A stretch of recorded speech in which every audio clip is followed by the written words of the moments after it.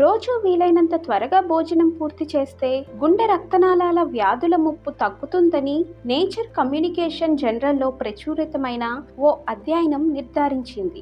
ఇందుకోసం పరిశోధకులు 1,03,389 మంది నుంచి ఆహార విధానాలు, గుండె రక్తనాళాల జబ్బులకు సంబంధించిన సమాచారం సేకరించారు. వీరిలో 79% మహిళలే. పరిశోధనలో పాల్గొన్న వారి సగటు వయసు 42 ఏండ్లు.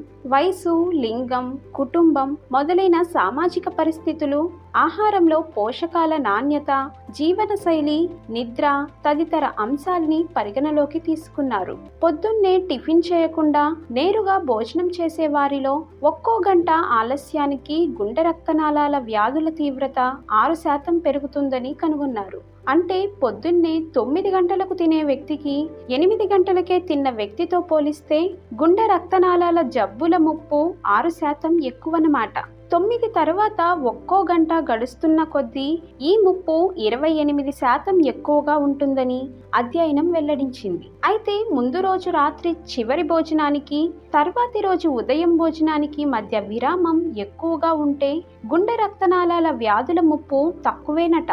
రోజు పొద్దున్న, సాయంత్రం భోజనాలు వీలైనంత త్వరగా ముగించేయాలని ఈ అధ్యయనం బల్లగుద్ది మరీ వెల్లడిస్తున్నది.